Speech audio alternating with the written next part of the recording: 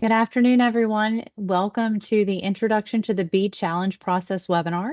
We still have a few folks joining us, but we're going to go ahead and get started. My name is Crystal Dickerson. I'm the Communications and Marketing Manager for the Division of Broadband and Digital Equity in the North Carolina Department of Information Technology. I'm joined here today by a lot of colleagues who are going to provide a lot of information for you. Today's webinar will be recorded. So if you need to share it later with other colleagues who were not able to join, you can do so. Also, I wanted to let you know that we will be accepting questions as we go via the chat feature. So please go ahead and enter your questions as you think of them and don't wait till the end. We will address them in the chat. If there are any we need to address for the entire group, we will verbally do so at the end. Wait one more minute, please, while we admit a lot of folks from the lobby, and then we will get started.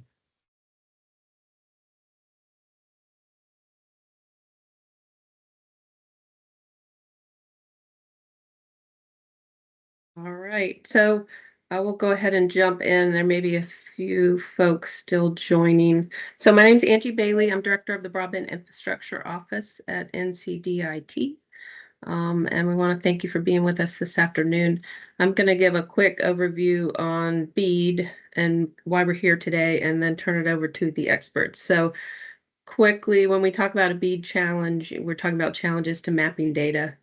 And so if you are a local government, tribal government, nonprofit, broadband service provider, you are in the right place because you all will be eligible to submit challenges. And then we'll talk a little bit about how residents and businesses can participate. So we're joined today by CTC Technology and Energy, who is one of our strategic partners in this work. So we are really grateful to have them working on this with us, and also Ready.net. And so CTC, I think, is working with about 10 other states on their BEAD challenge process.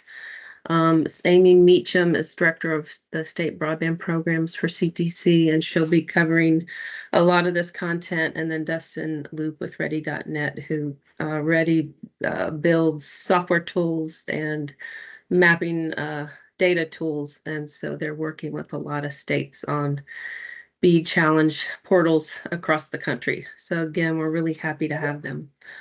So if we could go to the agenda, please. So kind of our format for today, again, I'm going to give a quick BEAD overview.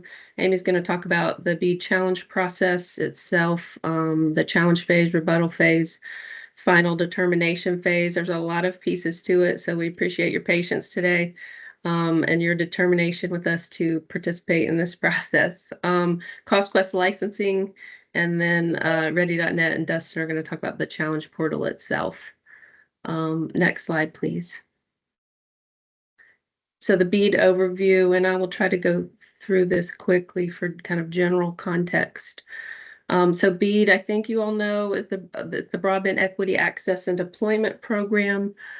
So it was created through the Infrastructure Investment and Jobs Act way back in November of 2021. So that program allocated about $42 billion of federal funding across the country for broadband specifically. It's administered by the NTIA, which is the National Telecommunications and Information Administration at U.S. Department of Commerce. And of course, the goal is to expand high-speed internet to underserved locations. So that's what BEAD is. Next slide, please. And so our funding priorities are with BEAD are reaching unserved locations. So locations with speeds of less than 25 megabits per second download, 3 megabits per second upload, underserved locations with speeds of less than 100 down, 20 up, but greater than 25.3, and then also community anchor institutions. And that would be a entity that is flagged to get, essentially being a CII flags you to as needing at least a gig symmetrical. And so we are working on the program design for BEAD. We do plan to have CII accept those during the build for unserved and underserved locations.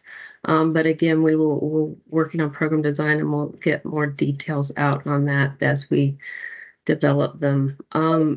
So I think everyone knows that in bio and in our broadband division at DIT, we are working with our American Rescue Plan Act funds. We are still rolling out the CAB program this fall, the stopgap program, and pole replacement. So we still have a lot of ARPA work going on. The difference with BEAD is that it requires us to get to 100% of all the unserved, underserved locations. So it does take a different type of program design to figure out how to do that. But again, that's under development. And let's keep going. So I'm trying to be thorough, but also relatively quick. So last year, again, I mentioned the $40+ billion across the country. Carolina specifically was allocated 1.5 billion, 1.53 billion for BEAD. That was based on our unserved and underserved locations that were identified at that time. We have an amazing mapping team, and we were able to identify about 115,000 locations beyond the FCC data that we believe to be unserved or underserved. And so that helped us get a large allocation. We also have the second largest rural population, as you all probably know. So we are fortunate to be getting a large allocation, and we feel like we can serve most of our locations with that funding, probably with fiber. So that came in last year. Since that time, we developed our 5-year action plan, which is kind of look broadly at where we are with broadband. Our initial proposal, volume 1, was submitted and approved by NTIA in April. That deals with mapping and challenge data and planning. And then our initial proposal, volume 2, talks about how we will roll out the sub-grantee process that is with NTIA being reviewed for approval. And so, yeah. And let's go to, I think the next slide has a more detailed timeline. So overall, where we are, again, this fall with BEAD, we're running the challenge process, which you're learning about today, that will roll out in the next couple of weeks. And then we were also, it's not on this slide, but we'll also be running our BEAD pre-qualification for broadband providers this fall. So please keep that on your radar for Q4 of 2024.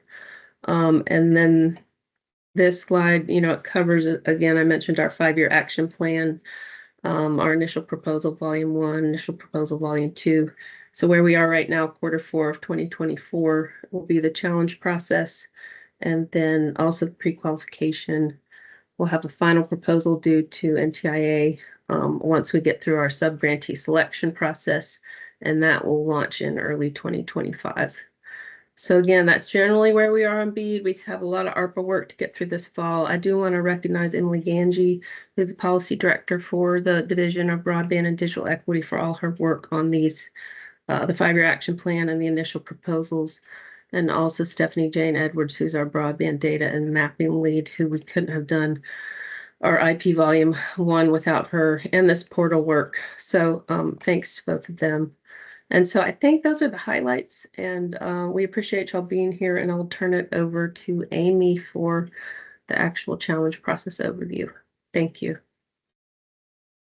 Thanks, Angie. And welcome everyone. Thank you for taking time out of your day to join us.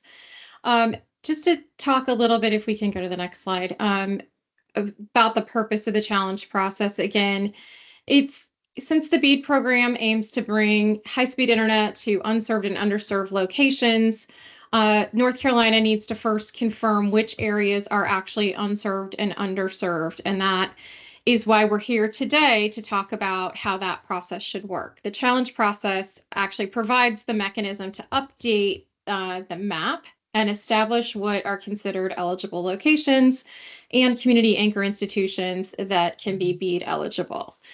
It really gives eligible challengers the chance to offer input on whether certain locations are not accurately reported in the FCC data that must serve as the basis for the funding map, and therefore have those locations be eligible for BEAD funding.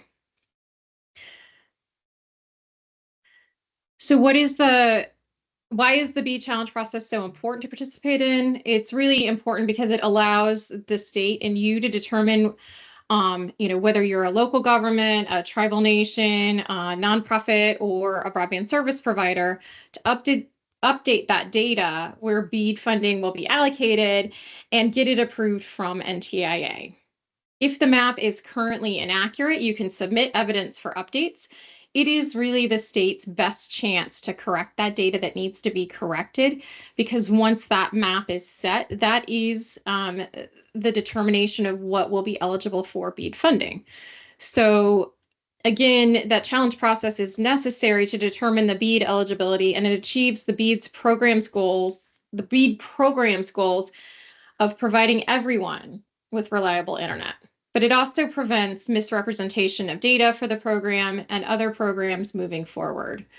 It will help the state determine which areas of need better service so they can allocate funds efficiently and design impactful projects.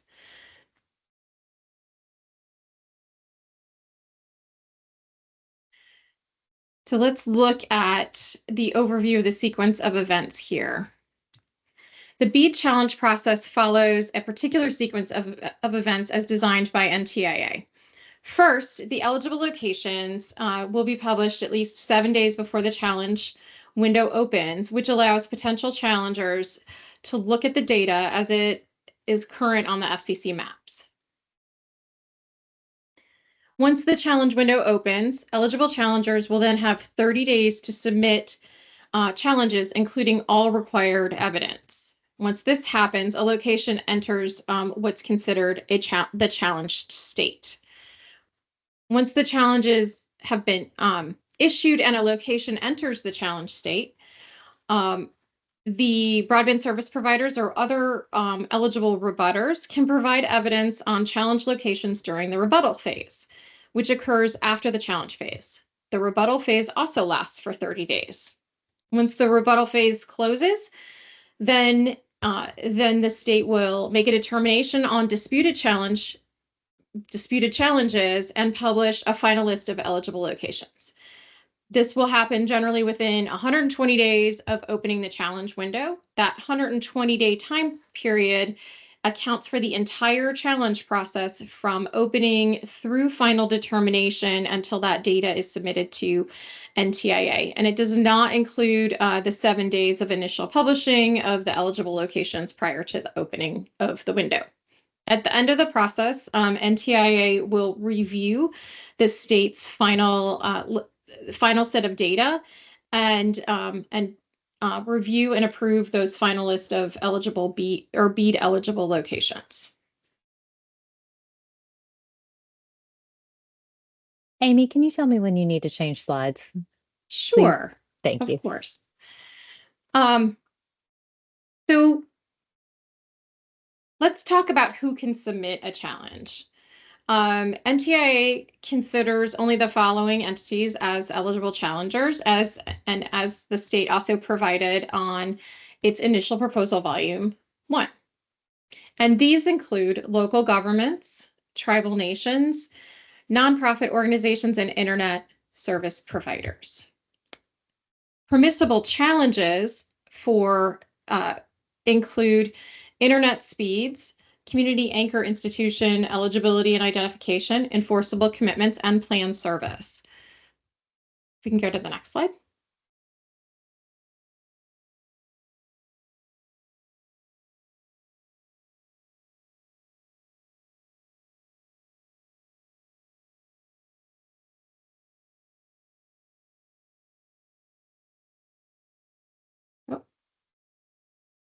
Amy, I'm wondering if you are moving the slides on your end, and if so, that we're not seeing what you're seeing. So right now we're seeing the challenge types with the availability, speed, latency, data cap.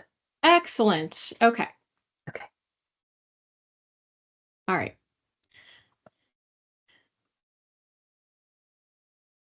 So we're going to go, thank you for that. Now I've synced back to what you can see as well. So here are the available challenge types. And in the slides ahead, we will talk about and show the description of the evidentiary standards for some of these. The specific challenge types include availability, showing that high-speed internet is or is not available at a particular location. Speed, showing that the speeds are below standards to be considered served as we discussed earlier. Latency, showing that the latency exceeds a certain amount. Data cap, demonstrating that the plan has an unreasonable data restriction. Technology, if there are claims that a certain technology is available at a location where it is not. And business service only, if residential service is not offered, only business service is offered at a particular location. They also include enforceable commitment, showing that a location is not marked as served, but will be served by a broadband service provider through an enforceable commitment, such as a CPF grant. Planned service, showing that a location is not marked as served, is planned to have service by the end of June, not part of an enforceable commitment. Just the flip of the enforceable commitment, showing that the location that has been marked as an enforceable commitment is not in fact bound by such commitment, and location is or is not a CAI. Next slide, please. So as I discussed earlier, there are a limited number of entity types that can actually submit challenges. These include local governments, tribal governments, nonprofits, and broadband service providers. Next slide, please.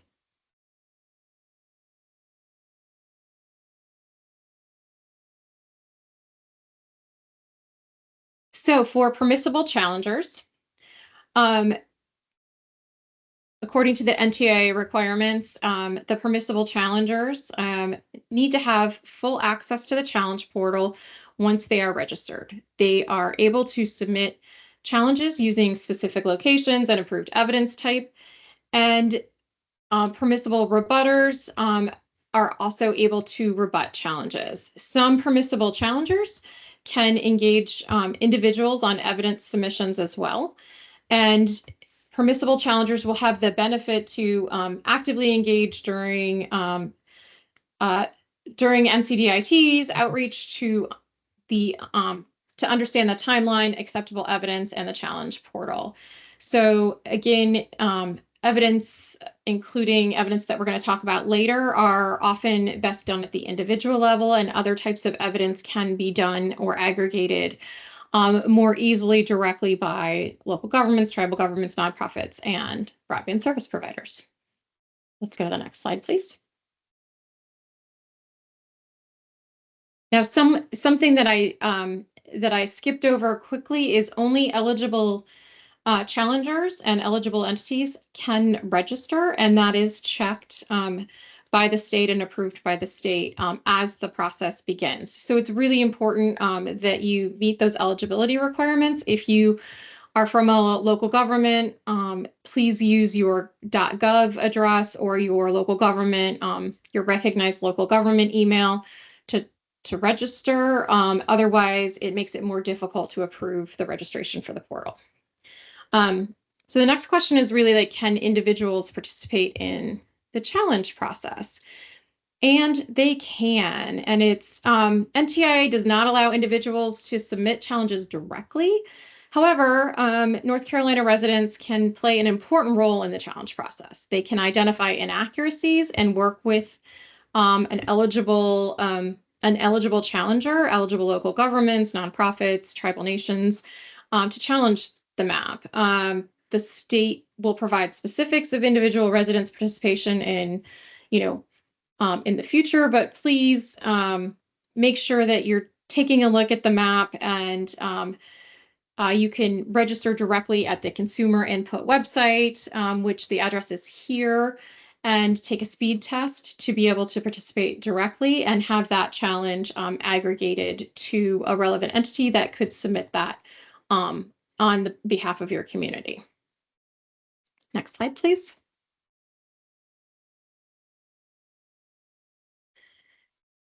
So evidence submission for individuals includes availability challenges, speed, latency, data cap, technology, and business service only. The most common types of these challenges are typically availability and speed. And so those are the challenges that we're going to go in a bit more detail on the evidence that's going to be needed to support those challenges. We can go to the next slide. And let me talk a little bit about area and MDU challenges, or multiple dwelling unit challenges, as well. They can be, it's a special type of challenge for both area challenges and MDU challenges. If a certain number of challenges are submitted in an area, which is a census block group, or an MDU, then the broadband service provider it flips the burden of proof to the broadband service provider to show that all locations in that area or MDU have been served. So for example, within a census block group, if 6 or more locations are served by the same broadband service provider are challenged, then that broadband service provider must submit evidence to prove that the location in the whole census block group are served, even the locations that do not have challenges. So again, 6 or more will trigger an automatic area challenge in a particular census block group. It's the same for MDU challenges. If a large MDU has at least 3 units, then if there is one challenge for that MDU, then that could flip so that the entire MDU is challenged. And that, as you can see, that goes, the requirement for the number of units goes up accordingly, depending on the size, to either 2 for MDUs with less than 15 units, or 3 for between 16 and 24, or sorry, 3 for larger MDUs, 2 for between 16 and 24, 1 for under 15. I can actually read the slides, but I do know this pretty well as well. This applies to speed, latency, data cap, and technology challenges. The broadband service provider must provide that at least 80% of the locations meet a specific threshold of the rebuttals for their to be considered served. We can go to the next slide. So for example, a couple sample challenges. All permissible challengers can submit all types of challenges. And so we have a sample here where a nonprofit submits speed challenge claiming a specific location is shown as served, and it has speeds of 10.3 using approved speed test evidence. In another example, local government submits an availability challenge to demonstrate that a location on the FCC's map is shown as served is not served by that provider. The local government submits a letter showing that a service request was denied. Again, each type of challenge has its own evidentiary requirements, and I'd really refer you to North Carolina's initial proposal, volume 1, or the NTIA policy notice for additional information about how to substantiate each type of challenge. You can go to the next slide. Okay, now we're going to move on to the challenge phase. We'll go through the types of challenges in a little bit more detail and talk a little bit about when the challenge phase starts and how that's going to work. So again, the challenge phase lasts 30 days from September 3rd to October 3rd. Eligible challengers must pre-register in the challenge portal, and challengers can provide and submit evidence into the challenge portal directly. The types of evidentiary standards must be consistent with initial proposal volume 1 and as approved by NTIA in April, and also the NTIA challenge process policy notice. Go to the next slide.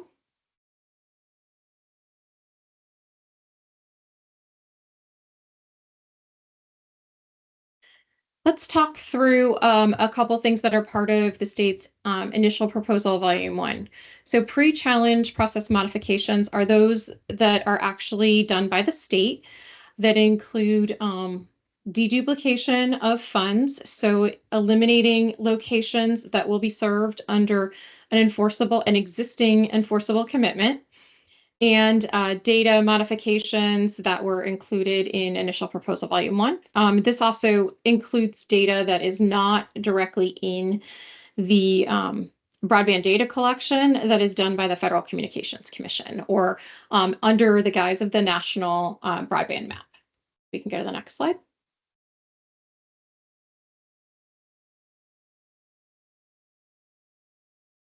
So now I'm going to dive into a couple specific types of evidence for the more common challenges. One of the most common individual or local government, tribal government, or nonprofit type challenge is an availability challenge. And these require different types of evidence that associate an address, or specific location with the service that is available at that location. So NTIA has provided quite a number of types of evidence that include a screenshot of a broadband service provider's webpage, an actual service request refusal that's dated within the last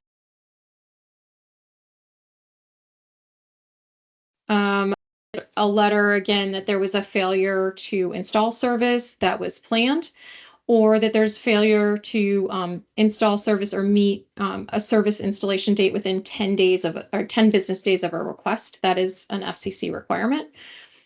And then finally, a letter within the past 6 months that shows that the broadband service provider requested more than the standard installation fee to connect a location, or that the broadband service provider quoted an amount that's above a standard installation charge.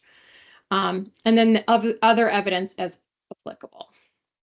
So again, a screenshot of a broadband service provider's webpage may be multiple screenshots so that you can, because you may not have an address with the exact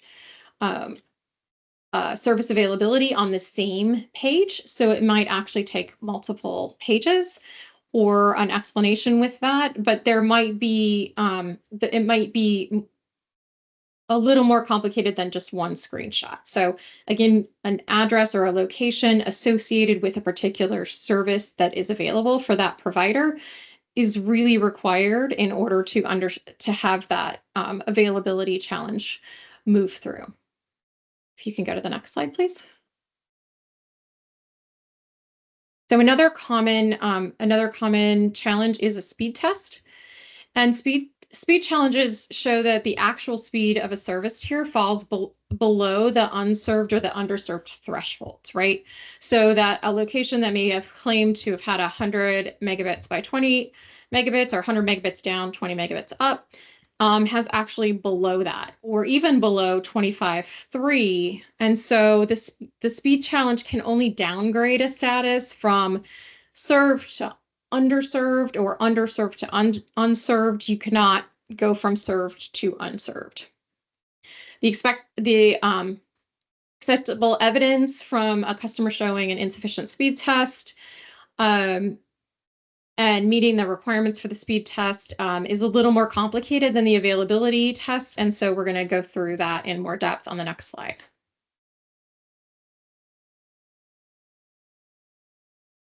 So to submit a speed test, you have to submit 3 speed tests from 3 different days. They must be taken within the last 60 days before the challenge phase begins,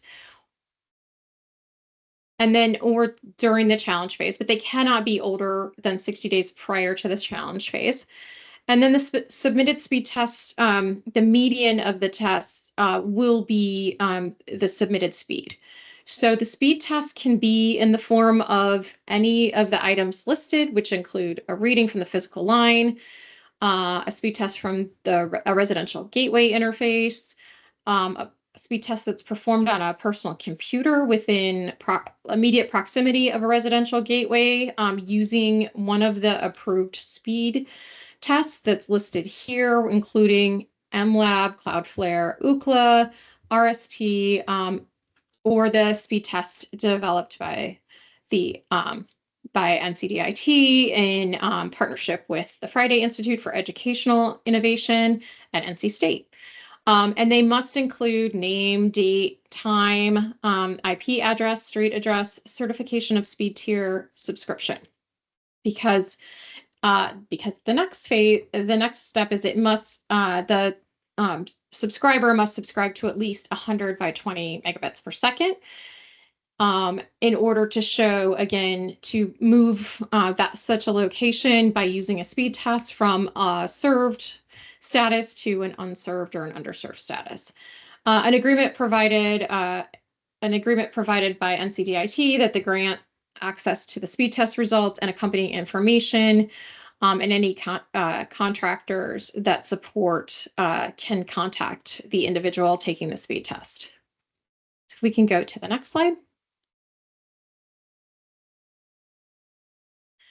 So one of the next most common types of challenges is an enforceable commitment. So I'm not going to go into detail about latency and data cap and some of the other challenge types because they're a little bit less common. But again, there's information about that will be available through Initial Proposal Volume 1, the policy notice, and there's additional information on subsequent slides. So enforceable commitments. These are commitments by a service provider that have an enforceable commitment, typically through a grant with either the federal government or the state, that they are going to provide service at served speeds at particular locations. And so these, as I noted earlier, are typically deduplicated from the map, but often those are done through polygons. The federal government provides the initial start for what those are. There may be some of those locations missing or overstated, and they should be corrected on the map. So these are a typical challenge from providers. If we can go to the next slide.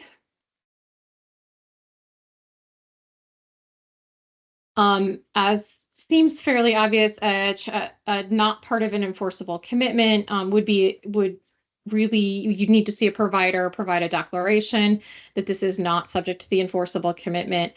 Proof if the location IDs are listed in the enforceable commitment and they've been overstated on the map, that can also be provided as well. The actual agreement.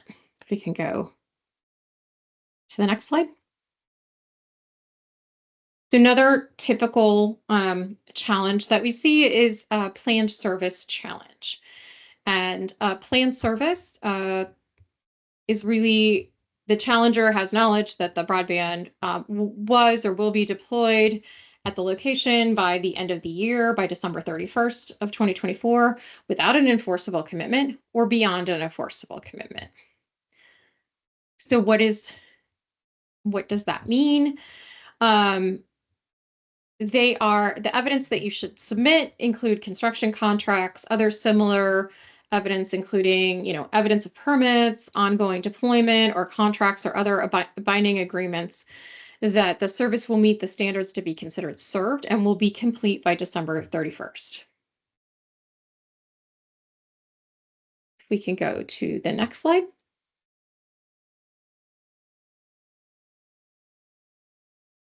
Can also challenge community anchor institutions, and you can challenge whether or not they have qualifying broadband. The standard is a little bit different, as Emily noted earlier, for community anchor institutions. And so the evidence must show that the community anchor institution can acquire at least a gigabit symmetrical service. And that can be done through showing an invoice or a bill, evidence of that the provider gateway provides that service, or other evidence that a provider or other challenger may want to show. It will, if we can go to the next slide, the location is that the CAI cannot obtain qualifying broadband is very much what you would think that it would be. Again, evidence that the CAI has tried to acquire broadband and has been unsuccessful. So it's very similar to an availability challenge that way, where there's a rejection of some sort, or that such service is not available from a provider. Evidence will include information about current internet connection at the location. We can go to the next slide. So another CAI challenge includes whether or not a location should actually be classified as a community anchor institution.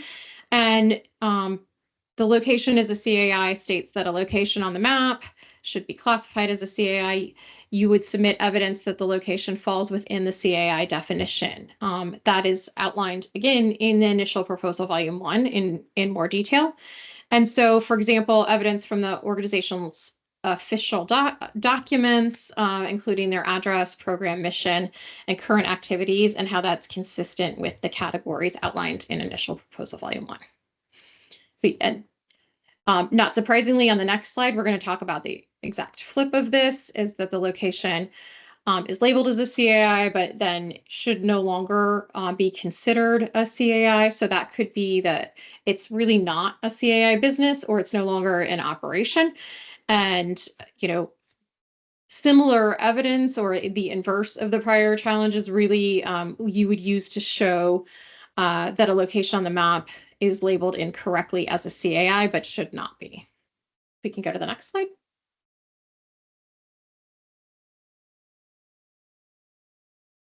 Okay, I'm not going to go through, if we can keep going, I'm not going to go through the definition of the community anchor institutions, because I know that I'm running a little bit long. We'll talk about bulk challenges quickly. So a challenger can submit a bulk challenge for up to 500 locations in a single submission. And again, the challenger must submit sufficient evidence for each location within the bulk challenge as identified in this section. North Carolina is permitting bulk challenges for availability, data cap business service, technology enforceable commitment, and planned service. And I don't think I can emphasize enough that this evidence must be readable, legible, if it's scanned in, if it includes an Excel spreadsheet with locations, that is helpful. It really needs to be a searchable evidence that's readable, especially when you're providing a bulk challenge set of evidence. You can keep going. Okay. Not surprisingly, please review your evidence for each challenge type and make sure that all of the required information is represented in your evidence. The median speed test is correct. The location subscribes to at least 100 by 20 for the speed tests. And again, challenges that are inaccurate or have insufficient evidence will not be accepted. Please start thinking about submitting challenges now, or not now, as soon as possible once the challenge portal opens. Do not wait till the end of the challenge phase. The more time that you have, the better, the better options that you have for making sure that that challenge is complete. It allows you more time to correct any potential errors. If we can go to the next slide. Okay, we are going right into the rebuttal phase. Let's go. So during the rebuttal phase, we will have, there will be time for broadband service providers and other rebutters to actually submit counter evidence to that accepted during the challenge phase. The rebuttals will be accepted from providers who have registered in the portal. So again, cannot emphasize enough, please get your registration in as soon as possible once that is available to you, because it's critical that there be someone to contact if there is a challenge to your service area. We can go to the next slide. Who can rebut a challenge? Broadband service providers. And then permissible challengers, all permissible challengers.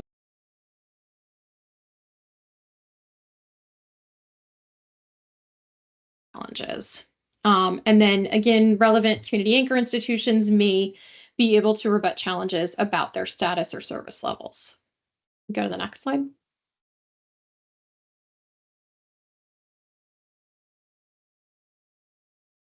So what are the options? Broadband service providers can choose to rebut a challenge by providing the relevant evidence, which is also available in Initial Proposal Volume 1 or the NTIA's Challenge Process Policy Notice. You can leave the challenge unrebutted, or you can concede the challenge. If the challenge is rebutted with sufficient evidence, that will enter a disputed state for which the state will ultimately decide, looking at all of the evidence, what the status of the location should be. If it's not rebutted or conceded, then the challenge enters a sustained state. Go to the next slide.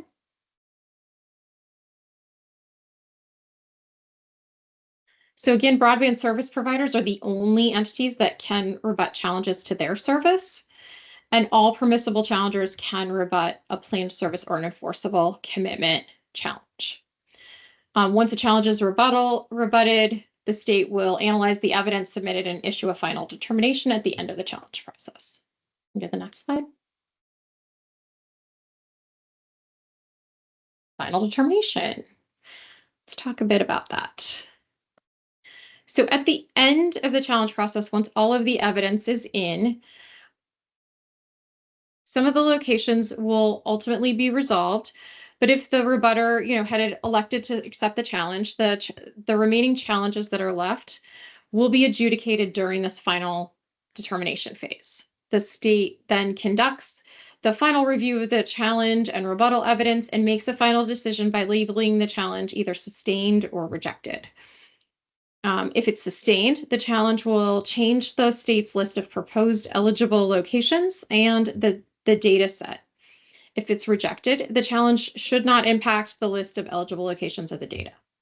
The final determination are made at the end of the rebuttal phase, again, on a rolling basis. So the dates here are approximately November 18th to December 18th. And then following the state's review and determination, that data set will be aggregated, and NTIA will review and approve it, and then that will become the final list of eligible locations for the BEAD program. Next slide, please.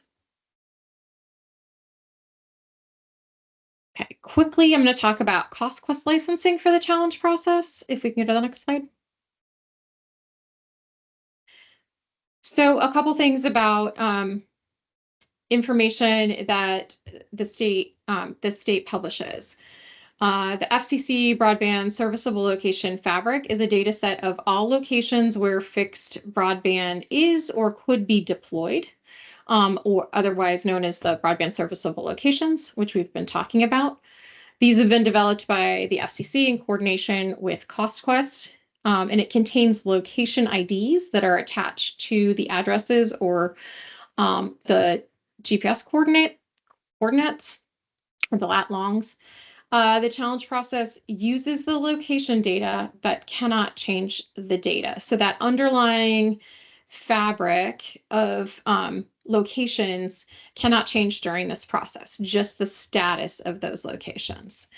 In order to understand what that is outside of the challenge portal, you would need a license that's available through NTIA at no cost to access that data set. So eligible challengers are allowed to obtain these licenses from NTIA, and that information should be readily available on NTIA's website. So that, again, that underlying data set is the foundation for then reporting that's done by service providers, also known as the broadband data collection. And that records the broadband availability and service at each of those particular locations. Those locations are tagged, again, by location ID only, and that is the information that the state will publish about what is available for challenge. The results of the challenge process can change, again, the status from served to unserved or underserved, just the status. We can go to the next slide. So there are free licenses available through NTIA for different types of entities. Tier D, for example, is a broadband service provider license that's available for prospective grant recipients or participants in a challenge process. Tier C is available for states and tribal governments, and Tier E is available for local governments, tribal governments, and nonprofits. And if you're considering participating in the challenge process and have access to GIS expertise and want to tie the location IDs to their actual locations, it is handy to have this license. We can go to the next slide, please. So here's a quick rundown of what you can do with a license and what you can do without a license. You will be able to see the association in the actual challenge portal, and you can submit a challenge, rebut a challenge, and access that information through the challenge portal. But outside of that, you will not. Outside of the portal, you will not have access to that tied data. If we can go to the next slide. Again, why are the licenses important? This is the set of information for you to be able to tie data. It will streamline bulk challenge submissions. You can conduct field research. You can really take a good look at the area of your town or your community to see what is and is not considered served in your area, to understand if you already have a good understanding of what service is there. If we can go to the next slide. And information about how to get a cost-plus fabric license will be available on this slide, and it's available on NTIA's website as well. If we can keep going. Let's go to the challenge portal. And I did not leave a lot of time left for maybe the most important part, so I'm going to kick it over to Dustin for that. Awesome. Thanks, Amy. So I'll do a quick run through of what you can expect to experience when using the Challenge Process Coordinator portal, and some tips and tricks and tools to hopefully make the most efficient use out of it. The process starts with registering. I know that the link has been shared in the chat several times, but you need to pre-register for the process before any challenges can be submitted. That will require some basic information. You'll be required to input name, website, the primary contact name, as well as the primary contact email. Phone number is optional, but I recommend adding it. And then you'll need to select the type of organization that you qualify as to meet the requirements of the challenge process. And based on the type of organization, you'll get a different set of questions that help validate that you do meet the requirements of the challenge process. And if you're a broadband service provider, there's a drop down with the providers that report to FCC within the state of North Carolina. So this will make sure that your account is properly linked to your provider ID number, and that any challenges against your service are available to you for rebuttal. So make sure that you select that provider if you don't see it. Dustin, are we supposed to be seeing your screen right now? Because we do not. Oh, I'm so sorry. That's okay. Thank you for calling that out. So this is the registration page. Just real quick. Again, it requires the basic information, and that information will be the same for this first page of About You, and then the second page of registration will vary based on whether or not you are a nonprofit, broadband service provider, a local government, or a tribal government. And again, if you're a provider, there's this drop down with the names, and so you can select that and get registered. Once you register, you will receive just a confirmation email that just says, thank you for registering. This doesn't give you access to the portal yet. Again, that will be vetted and needs to be approved before you get any access. Then once your request has been approved, you'll receive an additional email that will include your credentials and your account setup. So then once you are in, you'll land on a landing page that has your challenger info up here, and you'll want to navigate to the challenge dropdown. There's a dashboard, which when you first log in will be empty, and then there's the challenge map here. And so the challenge map is your entry point into all of the location IDs of the broadband serviceable locations and CAIs within the state. And you'll be able to view those, and you see that the whitish gray dots are marked as served, blue is underserved, pink unserved, and green means that there's an existing enforceable commitment. You'll be able to look at the reported providers at each location. You'll be able to toggle the layers to see the different location types. If that's something that you find helpful, you can filter by locations that are funded by specific programs, locations that have specific technology types available, and locations served by specific providers. You can also toggle on and off the census block group layer. And if you prefer to not use dark mode, you can toggle over to satellite layer, light layer, and terrain if you prefer. But the symbology works best with the dark and satellite. Those are the two most popular base layers that we have, but you're welcome to use the other ones. You can also come in and add your own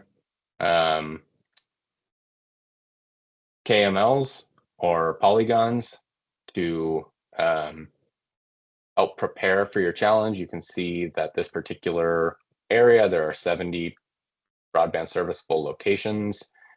54 of them are unserved, 16 are underserved. Now let's say that we wanted to file an enforceable commitment challenge because those locations are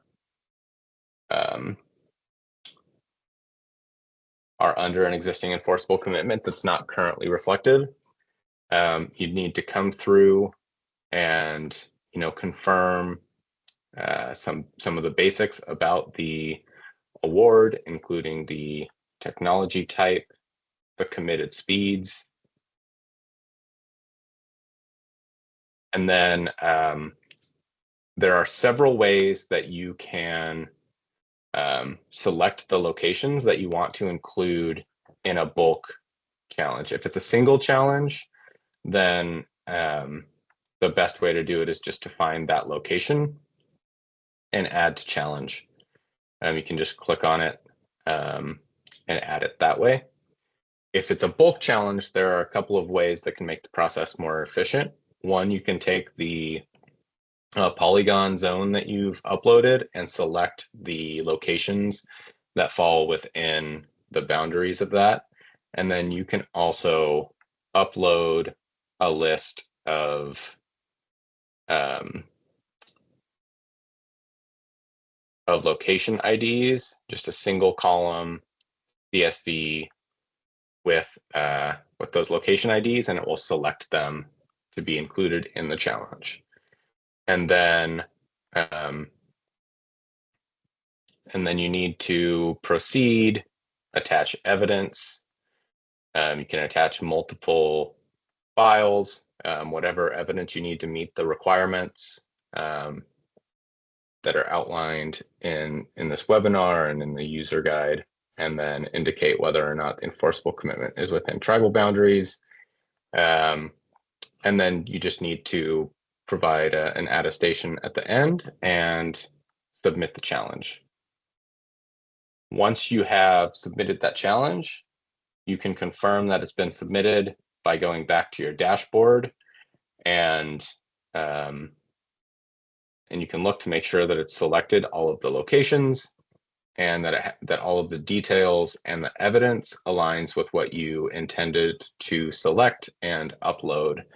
And if you determine that that is not was not submitted as intended, you can always withdraw and resubmit. There's no, if you withdraw, it doesn't prohibit you from submitting again. There's no way to modify or edit your challenges. So if you made a mistake, you need to withdraw and resubmit. There are, Amy went over all of the various challenge types, so I think we can skip over a lot of them, but it does differ a little bit if you're challenging provider service and challenging availability. What you'll need to do is select the provider name and the technology type, and this includes all of the challenges against providers will follow the same flow. And then from there, it's really the same process. You'll upload a list of locations. If the provider doesn't offer the technology you selected at these locations, then you'll get an error message saying that the certain location IDs can't be added. And then you'll have to attach an evidence mapping spreadsheet that shows the different evidence and how it aligns with the various locations that you're challenging as part of your submission. And then a similar process at the end, just an attestation. And you will then submit and go back to the dashboard, and you'll see yet another challenge under that. And this dashboard will show you the status of the challenges throughout its life cycle. During the rebuttal process, this dashboard is where you will see the challenges that are open for your rebuttal, whether you're a provider or another challenger type. And I think that takes us pretty close to time. So I'm going to stop there unless there's anything I need to add on to that. And Crystal may be jumping in. I just wanted to say really quickly, thank you to everybody, Dustin, Amy, and all of our attendees. This is a lot of content, and we realize that just to, these are requirements coming down from NTIA. So we would love to simplify the process. I don't think we can, but fortunately we have ready.net that's been doing this in many states. And so I think we want to share with you our email address. It's bead@nc.gov if you all have questions on this process. And Crystal, what would you like to add? I just wanted to quickly add that email address is actually being set up, so it should be ready in the next day or two. So if you send us an email and we don't get back to you from bead@nc.gov, we will shortly. Also, this webinar is being recorded, and we will make sure that you have access to it after the fact. And we thank you so much. If you have any additional questions, just please email us. Angie, it looks like you were getting ready to say something. I just wanted to say also, just so people know, please be aware that, we're spending lots and lots of energy on mapping ourselves and making sure that the data that we're using is the most accurate data possible. So we're not trying to just put this all on you. We are working through this with you and are very aware of how important the data is. So we can reach every location with the BEAD program. So thank y'all. Yes, thank you all. Have a great day. Bye-bye.